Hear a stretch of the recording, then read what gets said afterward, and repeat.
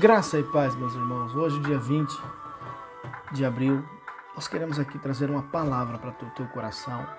Gálatas, capítulo de número 5, verso 9, diz o seguinte: um pouquinho de fermento leveda toda a massa. Aqui no contexto, Paulo está falando para a igreja de Gálatas, que é uma igreja que começou bem e agora está começando a ir para um caminho complicado. E esse texto ele quer nos remeter a algo que um pequeno ruído pode comprometer toda a estrutura.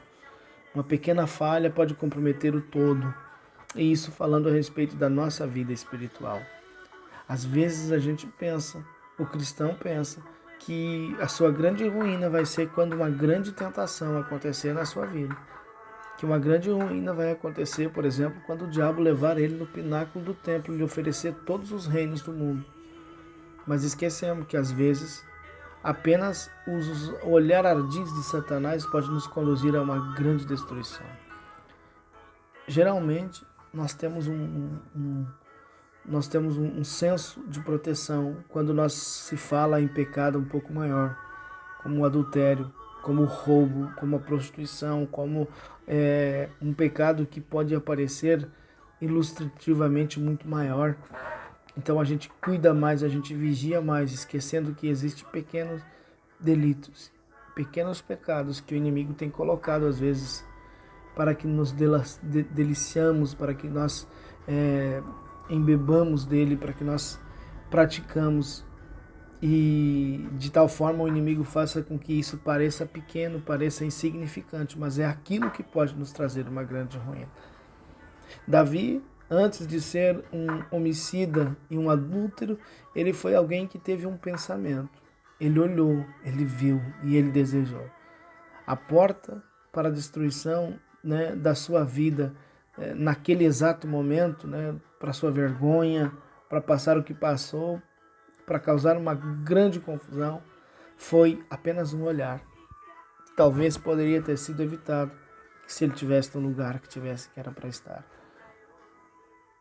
A história fala de um homem chamado Marcos Aretúcios. Ele era um pastor na época da igreja primitiva, na época de Constantino.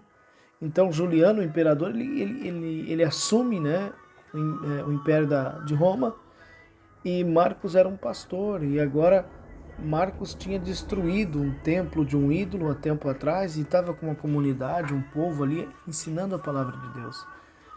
E agora vem uma ordenança de Juliano para que seja reconstruída aquele templo, aquela imagem daquele ídolo, e cada um tinha que contribuir com algumas moedas. E Marcos se negou a fazer isso. Ele foi deposto e o seu corpo foi perfurado por lança. Crianças furavam o seu corpo com lanças. Ele foi morto, foi colocado numa cesta e colocado mel sobre ele para que as vespas vinham mordê-lo. A nossa indignação é que se ele tivesse dado alguns centavos para aquela construção, ele teria livrado a sua vida naquele exato momento. Também conta-se a história de um homem que, roubando um cordeiro para matar a fome dos seus filhos, quando foi orar por esse cordeiro, ele então é convencido pelo Espírito Santo do seu erro, mesmo que seja para matar a fome. Ele agora procura o proprietário e confessa: olha, eu roubei esse cordeiro, quero ressarcir de alguma forma.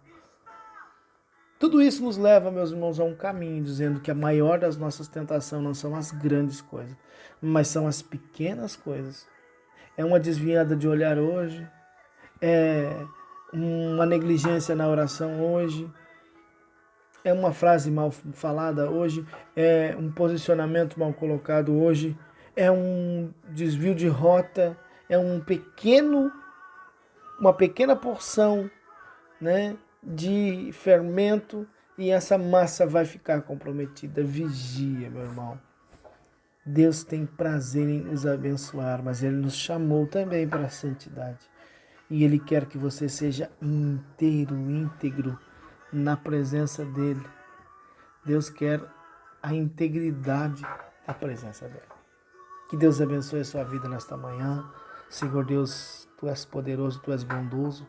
Tu és aquele, Senhor, que tem poder, tem prazer em abençoar a todos. E por isso nós confiamos em Ti neste dia, Senhor. Cuide dos meus irmãos, aqueles que estão, Senhor, no trânsito, aqueles que estão trabalhando em mais diversas áreas, ó Senhor. Tu és poderoso para dar vitória e para estabelecer a Tua bondade e a Tua misericórdia, Senhor. Amém.